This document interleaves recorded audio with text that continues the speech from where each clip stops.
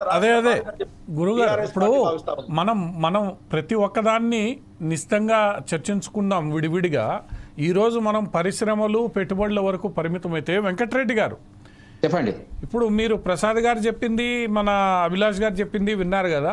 అంటే అవును. కాంగ్రెస్ ప్రభుత్వం గత సంవత్సర కాలంలో, ఎందుకంటే మొన్ననే రాహుల్ గాంధీ గారు ఒక పత్రికలో ఆర్టికల్ రాశారు, మీ అందరూ గమనించుంటారు. నా పట్ల పారిశ్రామికవేత్తల్లో అనుమానాలు రేకెత్తించబడ్డాయి, అనుమానాలు సరైనవి కాదు అని. అంటే ఒక రకంగా భారతదేశంలో బడా పారిశ్రామికవేత్తలు ఎవరైతే ఉన్నారో వాళ్ళందరినీ ఈయన విమర్శించడము, ఒక రకంగా కాంగ్రెస్ పార్టీ అధ్యక్షుడు ఆయన రాహుల్ గాంధీ ఎవరైతే ఉన్నారో ఆయన పారిశ్రామికీకరణకు, ప్రైవేట్ పారిశ్రామికవేత్తలకు, పెట్టుబడిదారులకు వ్యతిరేకం అనే భావన వచ్చింది. ఆ భావన సరికాదని ఆయనే స్వయంగా ఒక ఆర్టికల్ రాసుకున్నారు, ఆయన ఒక పత్రికలో ప్రచురింపబడింది. అటువంటి పరిస్థితుల్లో ఇక్కడ పెద్దగా మనకి పెట్టుబడులు రాకపోవడము, అలానే పెట్టుబడులు రాకపోవడం, రెండోది ఉన్న పరిశ్రమలు అంటే కొత్త రంగాలకు విస్తరించకపోవడం వల్ల ఉపాధి అవకాశాలు కూడా దెబ్బతింటాయి కదా. అంటే ఈ సంవత్సర కాలంలో పెట్టుబడులు రాక, ఉపాధి అవకాశాలు లేక, ప్రభుత్వ ఉద్యోగాలు మినహా అవి అందరికీ సరిపోవు. మరి కాంగ్రెస్ పార్టీ సాధించింది ఏంటి? ఇప్పుడు పార్థసారథి గారు లైవ్ లో ఉన్న మిత్రులందరూ కూడా నమస్తే. మీరు అన్నట్టుగా ఏంటంటే తెలంగాణ, హైదరాబాద్ కేంద్రంగా పారిశ్రామిక అభివృద్ధి అనేటువంటి దాని గురించి ఎవరు తక్కువ అంచనా వేయడానికి వీలేదు. వాస్తవానికి చంద్రబాబు నాయుడు గారు కానివ్వండి, రాజశేఖర రెడ్డి గారి ఒక పీరియడ్ లో కానివ్వండి, గతంలో కూడా తెలంగాణ ఉమ్మడి రాష్ట్రంగా ఉన్నప్పుడు కూడా అనేక పారిశ్రామిక విధానాలు అనేటువంటిది కాంగ్రెస్ పార్టీ ఆనాడు రూపొందించిన మాట వాస్తవం. ఏ మాట కామాట చెప్పుకోవాల్సినటువంటి అవసరం ఉంటుంది. 1948 మొదటి పారిశ్రామిక విధాన తీర్మానం కానివ్వండి, 1956 రెండవ పారిశ్రామిక విధానం కానివ్వండి, ఇండస్ట్రీస్ రెగ్యులేషన్ యాక్ట్ 1951 కానివ్వండి, ఇవన్నీ కూడా చట్టాలు వచ్చినటువంటిది. ఆనాడు నెహ్రూ గారు ఏంటంటే కొంత సోషలిస్ట్ భావజాలంతో, రష్యా ఆలోచనలతో దేశంలో పబ్లిక్ రంగం, ప్రైవేట్ రంగం రెండింటినీ, ముఖ్యంగా ప్రైవేట్ రంగానికి కాకుండా పబ్లిక్ రంగం, పబ్లిక్ సెక్టార్ను అనేక రకాలుగా ప్రోత్సహించినటువంటి పరిస్థితి ఉంటుంది. దాని పర్యవసానమే హైదరాబాద్ కేంద్రంగా మీరు చాలా చూసినారు పార్థసారథి గారు. హెచ్ఎండి కానీ, బిహెచ్ఎల్ కానీ, ఈసీఎల్ కానీ, రకరకాల పరిశ్రమలు అనేటువంటిది, కేంద్ర ప్రభుత్వ సంస్థలు అనేటువంటిది రావడం జరిగింది. సరే, ఇవాళ అవి కాలగమనంలో కలిసిపోయినటువంటి పరిస్థితి. నేనేమంటున్నా అంటే పారిశ్రామిక అభివృద్ధిలో ప్రభుత్వ పాత్ర, ప్రైవేట్ పాత్ర రెండు అనేటువంటిది ఉంటే, గత అనేక కారణాలతో ఏంటంటే ప్రభుత్వం పాత్ర తగ్గి ప్రైవేట్ పాత్ర అనేటువంటిది పెరగడం అనేటువంటిది జరుగుతుంది.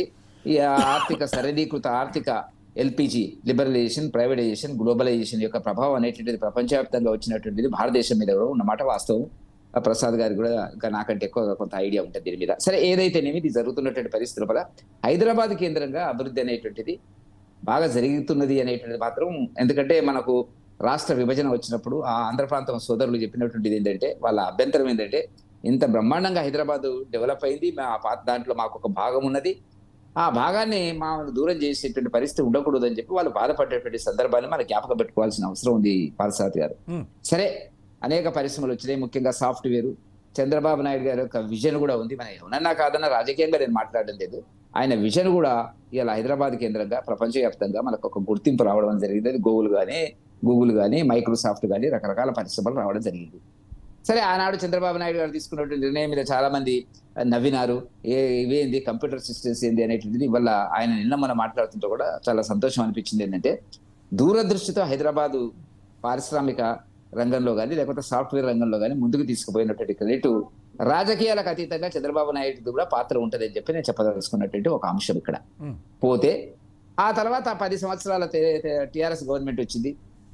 సరే, ఆల్రెడీ మీరు అన్నట్టు మీరు ఒక మాట వాడినాడు, ఆల్రెడీ బేస్ అయింది తెలంగాణలో హైదరాబాద్ అనేటువంటిది సాఫ్ట్వేర్ రంగానికి ఒక బేస్ పునాదులు పడి ఉన్నది. కాబట్టి ఆటోమేటిక్ గా పరిశ్రమలు వస్తాయి, వాటిని ప్రోత్సహిస్తారు. ప్రోత్సహించిన సందర్భం మనకు టీఆర్ఎస్ గవర్నమెంట్ లో కూడా జరిగిన మాట వాస్తవం. ఏ మాట ఆ మాట చెప్పేటువంటిది.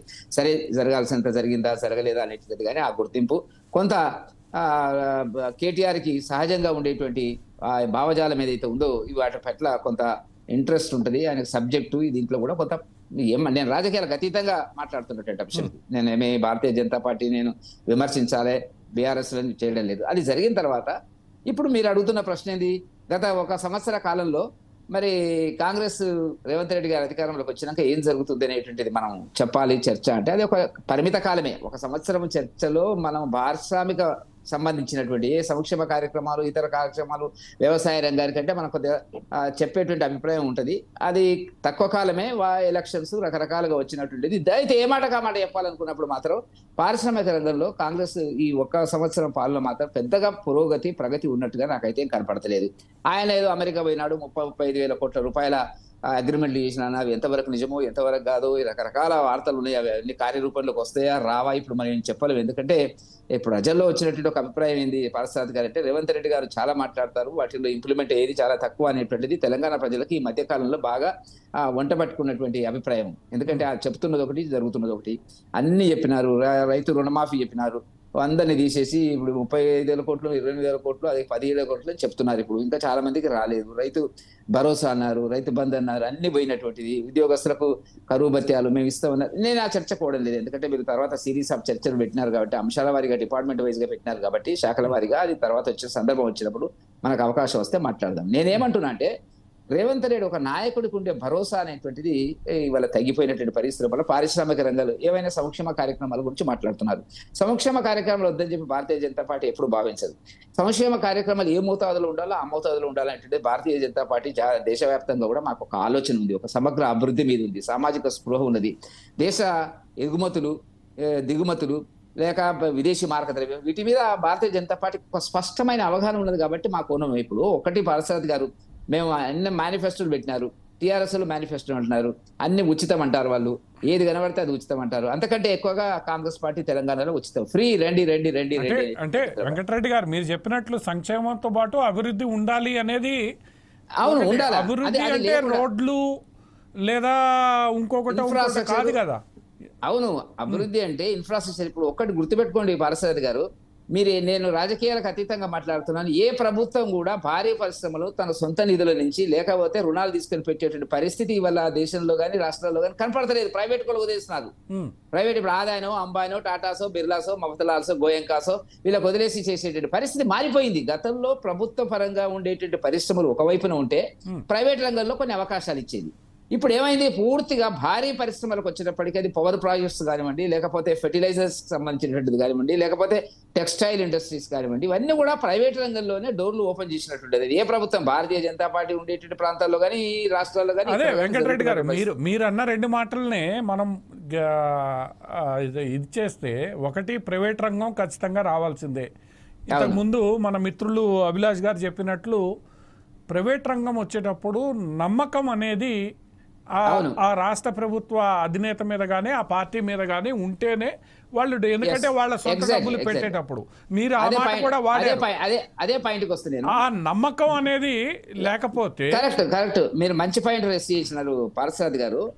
ఒక దేశంలో గానీ ఒక రాష్ట్రంలో గానీ ప్రైవేటు పారిశ్రామికవేత్తలు, మన దేశంలో ఉన్న వాళ్ళు కానీ విదేశీ పెట్టుబడిదారులు కానీ రావడానికి వాళ్ళకు మీరు అన్నట్టుగా ఒక భరోసా, ఒక నమ్మకము, ఒక విశ్వాసము, ఈ ప్రభుత్వం మన వెంట ఉన్నది, మనకి ఏమి ఇబ్బందులు ఉండవు అనేటువంటి కోణం లోపల ఉండాలని మనం కోరుకుందాం. కాకపోతే ఏంటంటే దురదృష్టవశాత్తు రాహుల్ గాంధీ గారు ఏంటంటే బడా పారిశ్రామికవేత్తల పేర్లను తీసుకొని ప్రతి మీటింగులో ఆయన రోజుకు 2 సార్లు అయినా మాట్లాడుతుంటాడు.